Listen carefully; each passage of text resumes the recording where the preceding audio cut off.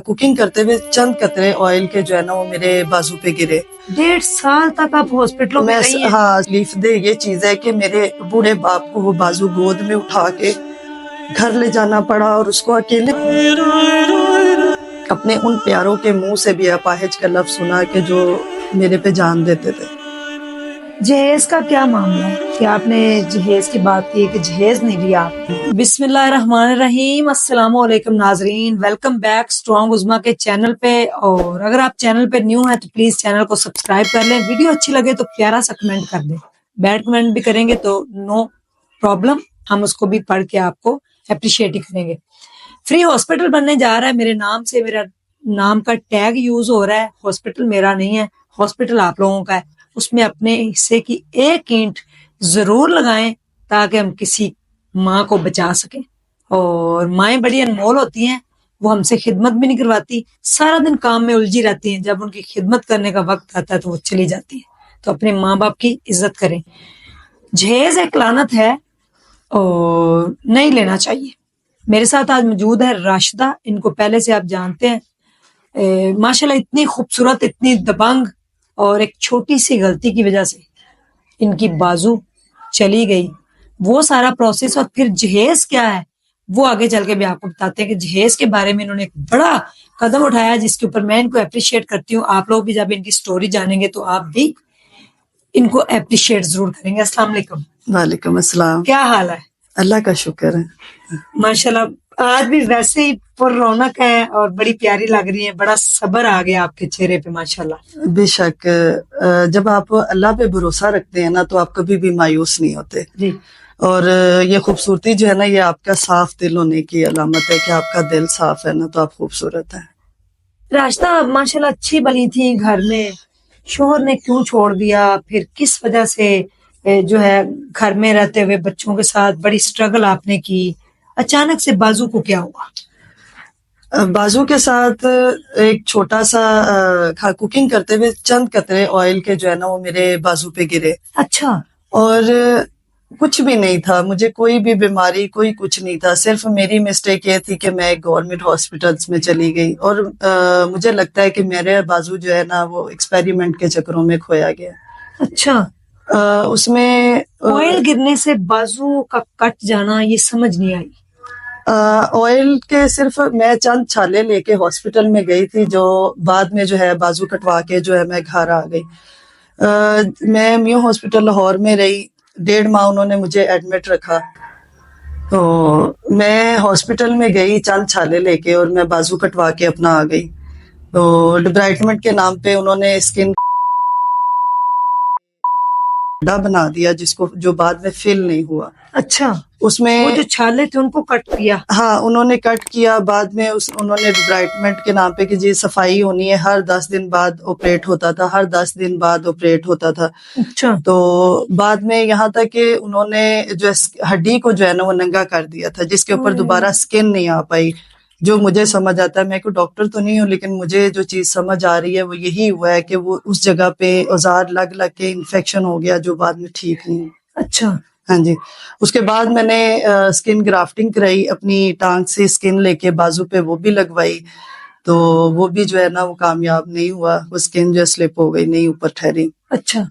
तो पता था बाजू कट जाएगा? आपको बताया गया था? पता नहीं, पहले नहीं पता था, बस यही कोशिश थी मेरी, वरना अगर पता होता कट जाना है तो मैं इतनी तकलीफें बर्दाश्त करती, इतनी सर्जरियां बर्दाश्त करती। मैं यही एंड तक कोशिश थी कि बाजू बच जाएगा, ठीक हो जाएगा बाजू। तो उसके बाद जब बाजू कटने तक पहुंचा तो डॉक्टर ने मुझे मेरे मुंह पे बोला कि आपका बाजू जो है ना वो कट जाएगा। बताया आपको? हाँ जी, मुझे अच्छा। बताया, लेकिन ये कि 1.5 साल के बाद 1.5 साल तक मैं बाजू के पीछे जो है ना भागी रही हूँ। 1.5 साल तक आप हॉस्पिटलों में रही हैं? हाँ, सर्जरियां करवाती रही, मैं करती रही। मेरे पास जब मैं प्राइवेट हॉस्पिटल में गई तो मुझे डॉक्टर्स ने कहा कि आप 3 लाख रुपया लेके आए तो आपकी जो है ना प्लास्टिक सर्जरी होगी। ठीक। मेरे पास 3 लाख रुपया नहीं था। मैं गवर्नमेंट हॉस्पिटल में चली गई, मैंने सेहत कार्ड पे भी अप्लाई किया। उन्होंने कहा जी ये जो इलाज है ये सेहत कार्ड पे नहीं होता। تو مجھے یہ چیز نہیں سمجھ آئی کہ علاج تو علاج ہے، آپ کا سر سے پاؤں تک ساری چیزیں صحت کارڈ میں ہونی چاہیے، لیکن انہوں نے کہا جی یہ جو اسکن جو ہے آپ کا انپوٹیشن ہے بازو کی، یہ اس میں صحت کارڈ میں نہیں ہے، تو اس کے لیے آپ کو جو ہے نا وہ چارجز پے کرنے پڑیں گے۔ پھر اس کے بعد میں نے ایک پرائیویٹ ڈاکٹر سے کنسلٹ کیا، مجھے انہوں نے یہ بھی نہیں بتایا، مجھے اسکن گرافٹنگ لگا کے اور پلسٹر لگا کے گھر بھیج دیا گیا کہ آپ چھٹی کر دیں۔ تو میرے بازو کی موومنٹ، ہاتھ کی موومنٹ ختم ہو گئی تھی، تو مجھے یہی لگا کہ شاید پیچھے اتنی بڑی سرجری ہے، میں بھی اس وجہ سے جو ہے نا میری ہاتھ جو ہے وہ نہیں کام کر رہا۔ تو جب میں نے اس کے لیے MRI کروائی تو اس میں پتہ چلا کہ میرے تو ہاتھ کے پٹھے کاٹ دیے انہوں نے، یعنی اگر بازو بچتا ہے تو ہاتھ کی موومنٹ نہیں ہوگی۔ اس پہ بھی کوشش کی کہ چلے بازو جو ہے بچ جائے، ہاتھ کام نہ کرے لیکن ساتھ تو رہے۔ تو اس کے بعد پھر ایک پرائیویٹ ہاسپٹل میں گئی، ڈاکٹر کے پاس گئی، انہوں نے بھی 3 لاکھ روپے مانگے سرجری کے اور لیے۔ آپ کو بتایا کہ آج آپ کا بازو کٹ جائے گا؟ آج بازو، لیکن اس میں انہوں نے دونوں چیزیں بتائی تھی، ایک تو بتایا تھا کہ آپ کا بازو کٹ جائے گا اور شاید بچ بھی سکتا ہے، اچھا، مطلب بچ سکتا یہ ہے، ہمیں کہتے ہیں؟ ہاں انہوں نے کہا تھا جی ہو سکتا ہے، ہم کوشش کریں گے آپ کا بازو بچانے کی، اور نہ کٹ بھی سکتا ہے۔ پھر جب کٹ گیا تو جب مجھے وہ ٹائم جو ہے شب برات کی رات تھی، اور مجھے جب لے کے جانے لگے تو وہ ایک ٹائم تھی ایسے جیسے کوئی قیامت آنے والی ہے، کچھ ایسا ہونے والا ہے۔ مجھے آپریشن تھیٹر میں لٹایا گیا، جب بازو کو انہوں نے ساتھ پہ رکھا وہ اسٹیچر، میں نے سینے سے لگا لیا، پھر رکھا، پھر میں نے سینے سے لگا لیا۔ میں نے کہا جب تک میں ہوش میں ہوں نا تو یہ میں نہیں کر سکتی، آپ میرے بے ہوش کرنے کے بعد بازو کو رکھ لیجئے گا، لیکن ابھی میرا حوصلہ نہیں پڑا کہ میں پہلے ہی اس کو اپنے جسم سے الگ کر دوں۔ تو ڈاکٹرز نے بتایا تھا، بعد میں یہ بھی بتایا تھا کہ یہ آپ کا جو ہے نا لیفٹ سائڈ ہے، یہ آپ کی زندگی اور موت کا سوال بھی ہے، کیونکہ آپ کے ہارٹ کے ساتھ جتنی بھی وینز ہیں ریلیٹڈ آپ کی وہ کٹنی ہے، آپ کا سب سے مین چیز جو ہڈی ہے وہ کٹنی ہے۔ پھر بے ہوش کیا؟ ہاں، مکمل بے ہوش کر کے تو پھر سرجری کی گئی، لیکن جب ہوش آئی تو میں اپنا بازو، نیم بے ہوشی میں اپنا بازو تلاش کرتی رہی، سب میرا بازو پکڑے کہ بے وقوف تیرا بازو ساتھ ہی ہے، ہوش کرو، بازو آپ کا ساتھ ہی ہے، نہیں اترا، سٹیچز لگے ہوئے ہیں، ایسے ہو جائے گا میرا، بار بار میں لیکن اپنے بازو کو ڈھونڈ رہی تھی کہ میرا بازو ساتھ ہے۔ تو بس میرے لیے سب سے اپنے بازو سے کٹنے سے زیادہ تکلیف دہ یہ چیز ہے کہ میرے بوڑھے باپ کو وہ بازو گود میں اٹھا کے گھر لے جانا پڑا اور اس کو اکیلے ہی دفنانا پڑا۔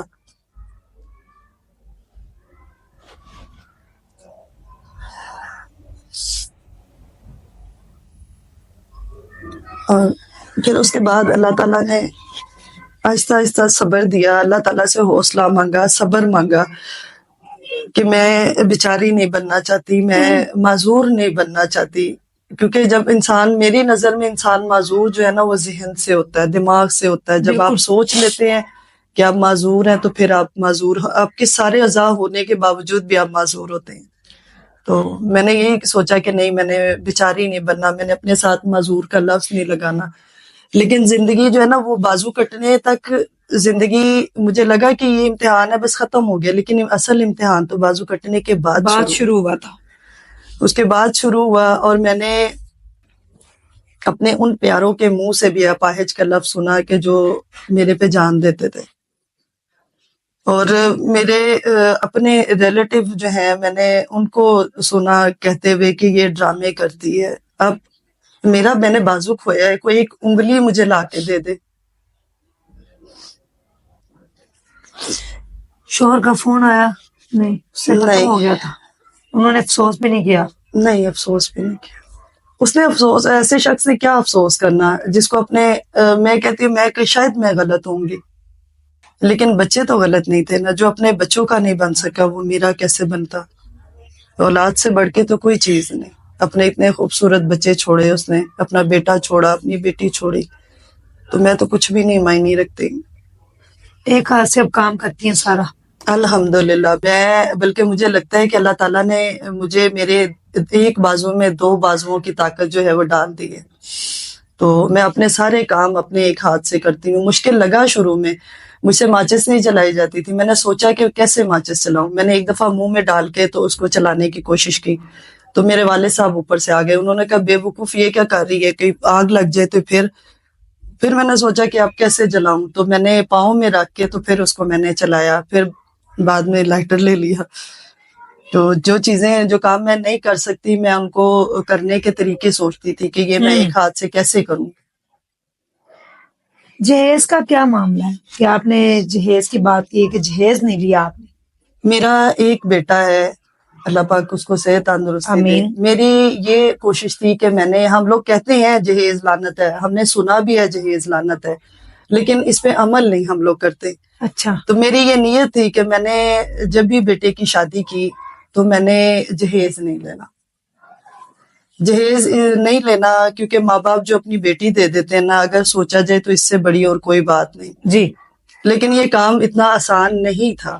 مجھے لگا کہ یہ بہت آسان کام ہے، میں کسی غریب کی بیٹی کو ڈھونڈوں گی، میرا اکلوتا بیٹا ہے تو میں کسی غریب گھر سے بیٹی لاؤں گی، میں کوئی جو ہے کیا کہتے ہیں جہیز نہیں لوں گی میں. تو میں جہاں گئی مجھے کافی مشکلات کا سامنا کرنا پڑا. لوگوں نے اس چیز کو نیگیٹو لیا، جی یہ جہیز نہیں لے رہی تو کوئی بات ہوگی، اچھا. کوئی ریزن ہوگا. حالانکہ میرا بیٹا ماشاءاللہ سے بالکل پرفیکٹ ہے، کوئی اس میں کوئی عیب نہیں ہے، کوئی کسی قسم کی کوئی برائی نہیں ہے، لیکن مجھے بڑی مشکلات کا سامنا کرنا پڑا. تو پھر مل گئی لڑکی؟ ہاں جی، پھر مل گئی اور شادی ہو گئی؟ شادی ہو گئی. کچھ بھی نہیں لیا آپ نے؟ کچھ نہیں لیا میں نے. یعنی کہ آپ اس کو بیاہ کے لے آئی ہیں؟ بیاہ کے لے کے آئی ہوں، اور میں نے اس کے تمام جو چاہ ہے، تمام رسمیں ہیں جو میں نے اپنی طرف سے پوری کی ہیں، ان کی طرف سے میں نے نہیں کروائی کوئی بھی رسم. اچھا. کہ ان کو کوئی پریشانی نہ ہو، کیونکہ یہ فیصلہ میرا ہے کہ میں نے جہیز نہیں لینا، تو میں ان لوگوں کو کیوں پریشان کروں. اچھا. بٹ میں نے اس کی ساری رسمیں پوری کی، سارے اس کو رسم و رواج کے ساتھ لے کے آئی ہوں. اچھی ہیں بہو ماشاءاللہ سے بہت. کیا میسج دینا چاہیں گی راشدہ؟ میں میسج یہ دینا چاہتی ہوں کہ اللہ تعالیٰ نے آپ کو تمام عطا دیے ہیں، اللہ کا شکر ادا کریں. تو آپ کے پاس سارا کچھ ہونے کے باوجود آپ کسی کے محتاج کیوں ہو رہے ہیں؟ تو آپ خود سے جو ہے نا اللہ سے مانگے، بندوں سے نہیں. اور یہ جہیز کی لعنت جو ہے نا، پڑھا ہے ہم نے کتابوں میں، ہم نے سنا ہے جی جہیز لعنت ہے، اس پہ ہم لعنت کب بھیجیں گے؟ تو کوشش کریں، تو مشکل تو نہیں ہے یہ، بلکہ بہت آسان سی بات ہے. جی. آپ کسی کی بیٹی کے سر میں چاندی آنے سے پہلے جو جہیز کی آڑ میں بےچارے لوگ بیٹھے رہتے ہیں، ان کو آپ سہارا دے سکتے ہیں. وداؤٹ جہیز بھی آپ سادگی سے نکاح کر کے ایک بچی کو اس کے والدین سے بوجھ، یعنی کہ بیٹیاں بوجھ نہیں ہوتی لیکن لوگ بوجھ بنا دیتے ہیں جہیز کی آڑ میں. تو آپ والدین کا جو ہے نا وہ سہارا بن سکتے ہیں. جب باپ بیٹی کا جہیز اکٹھا کرنے میں لگتا ہے تو اس کی پوری زندگی گزر جاتی ہے اور اس کی بیٹی کے بالوں میں سفیدی بھی آ جاتی ہے. تو میرا یہی میسج ہے کہ اس بری سی لعنت کو ختم کریں، اور انشاءاللہ العزیز میرے ابو اس دنیا میں نہیں رہے، اللہ تعالیٰ ان کی مغفرت کرے، دعاؤں کی بھی درخواست ہے. اور میرے ابو کی ٹانگ نہیں رہی تھی تو میں نے وعدہ کیا تھا کہ جس دن میں اپنے ابو کی ٹانگ لگوانے جاؤں گی تو میں راشدہ کا بازو بھی لگواؤں گی. تو وہ ہو نہیں سکا، میرے ابو اس دنیا میں رہے نہیں، تو میرے ابو کی ٹانگ اور راشدہ کا بازو وہیں رہ گیا. لیکن اب راشدہ کا بازو انشاءاللہ میں خود اپنے پیسوں سے، اپنی جو یوٹیوب کی انکم ہے اس سے لگواؤں گی، اور انشاءاللہ جس دن ان کا بازو لگے گا پھر ہم دوبارہ سے انٹرویو کریں گے. تو فی الحال دعاؤں کی درخواست ہے، اور اگر آپ کے پاس کوئی موٹیویشنل سٹوری یا ہاسپٹل کو ایک اینٹ دینا چاہتے ہیں تو آپ میرے سے کانٹیکٹ کر سکتے ہیں. ڈیر خیال رکھیے گا، دعاؤں میں یاد رکھیے گا. اللہ حافظ.